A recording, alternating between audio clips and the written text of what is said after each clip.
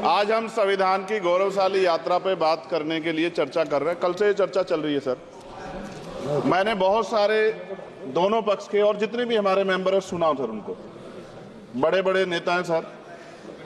इसके भाग 1 में लिखा हुआ है India that is Bharat, Hindustan नहीं लिखा हुआ है सर।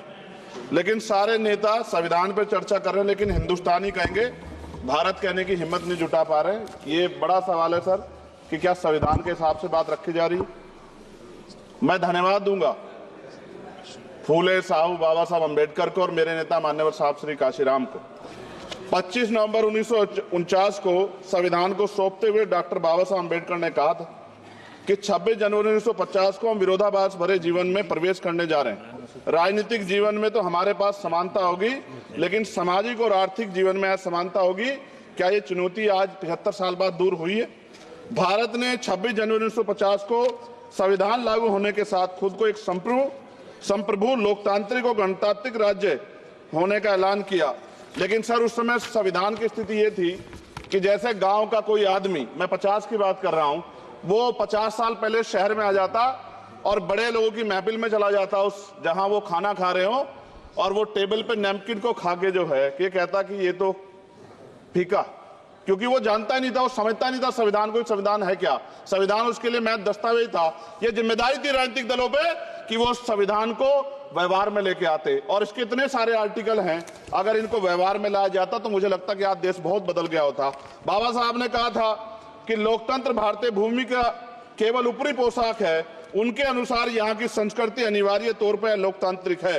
भारत जैसे गरीब और गैर बराबरी वाले देश में संविधान के जरिए छुआछूत खत्म करना, वंचितों के लिए सकारात्मक उपाय करना, सभी वयस्कों के लिए मतदान का अधिकार देना और सबके लिए सम्मान अधिकार तय करना, ये बहुत बड़ी उपलब्धि थी सर। ये संविधान है कि आप वहां बैठे हैं और मैं यहाँ खड़ा होकर अपनी बात रख रहा हूं, और इस देश में आदिवासी महिला के तौर पे जो है राष्ट्रपति बनी है, और प्राइम मिनिस्टर तो नहीं बना, लेकिन शेड्यूल कास्ट के बड़े नेताओं को भी जो है राष्ट्रपति बनने का मौका मिला। इस संविधान की देन, अगर वोट हम पे नहीं होता तो शायद अमीर और जो राजा महाराजा खुद को मानते हैं हमारी गलियों तक नहीं आ पाते, हमारे हाल नहीं जान पाते। आजादी का मतलब सर सिर्फ अधिकार पाना भर नहीं है, इसके लिए हमारे संविधान में सरकार और नागरिकों के अधिकारों के शासन के कर्तव्यों का विस्तार से उल्लेख किया गया है। बाबा साहब ने संविधान सभा में दिए गए भाषण में कहा था कि स्वतंत्रता आनंद का विषय है, पर अब हमें अपनी जिम्मेदारियों पर भी ध्यान देना होगा। संविधान ने सुनिश्चित किया कि रानी के पेट से राजा जन्म मिलेगा, वोट से नेता तैयार होगा। आर्थिक बराबरी के लिए सरकार क्या कर रही है? गरीब और गरीब हो रहा है और अमीर हो रहा है। सुबह उठते कहीं बम की धमकी मिलती, कहीं दंगे की। ये अमृत काल है सर या धमकी काल है? कितना बढ़ रहा है आर्टिकल 15 सर। भारत में आज भी घोड़ी चढ़नी बैठने होती है सर। क्या दलितों को यहाँ भी बोलने का नहीं सर? अगर सबको 4 मिनट दे दो, ये भेदभाव नहीं चलेगा दलितों के साथ। Time is 4 minute, don't waste भाई सर, आप क्या करो अगर सबको 4 मिनट दिए तो आप मना करो, मैं बंद कर देता हूँ इसको। क्या दलितों को सबसे आखिरी में नंबर मिलेगा और बोलने का मौका मिलेगा? क्या मजाक कर रहे हैं सर आप? नो, ये all independent people are having only 4 minutes. You take sir, independent में अपनी पार्टी का मेंबर हूँ सर, और जीत के आया हूँ सर, किसी के दया में नहीं आया। Take 1 minute and finish sir. कल भी बोले तो एक दलीय पार्टी के लोग, आप मौका दो सर। मूछे रखने पर हत्या होती है, महिलाओं पे, छोटे मासूम बच्चों पर रेप हिंसा होती है। एनसीआरबी का डाटा देकर डर लगेगा। यही 1 किलोमीटर में संविधान को जला गया, और महाराष्ट्र के परभनी में अभी भी संविधान को नष्ट किया गया, उसकी कॉपी को।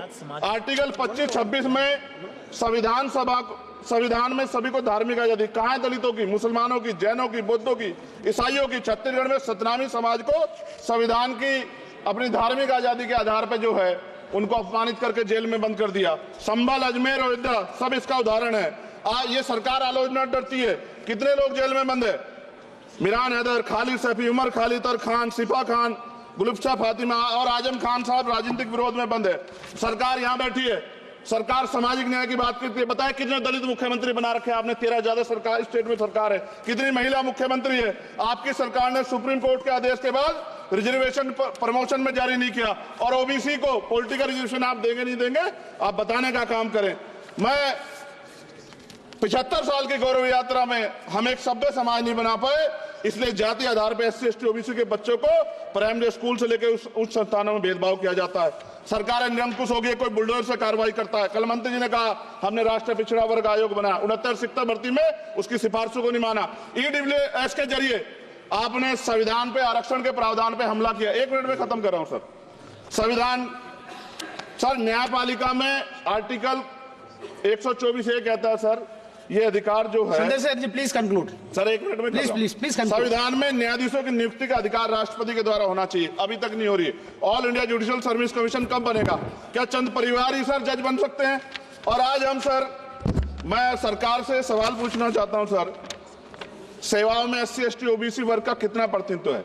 भारत सरकार के मंत्रालयों के अधीन PSU में बैंकों, बीमा कंपनियों में और स्वस्थायी संस्थानों में आउटसोर्स तथा कॉन्ट्रैक्ट पर वर्तमान कार्यरत कर्मचारियों कुल कितनी संख्या है? आउटसोर्स और कॉन्ट्रैक्ट में कार्यबल SC ST OBC कितना प्रतिशत है? निजी क्षेत्रों में कार्यरत कर्मचारी उनके SC ST OBC की वर्ग लाभ सर खत्म कर। लास्ट पॉइंट सर, मैं फिर स्पष्ट तौर पर कह रहा हूं सर, यहां बैठे SC और OBC के मेंबर से कह रहा हूं सर, उनको सामाजिक जिम्मेदारी का ध्यान भी रखना चाहिए। पार्टी के प्रति वफादारी के साथ साथ अपने वर्गों के प्रति ईमानदारी भी रखनी चाहिए। ईमानदारी नहीं होगी तो इन वर्गों का भला नहीं हो सकता, और हमें बहुत सरकारों से उम्मीद नहीं है। बहुत बहुत धन्यवाद सर।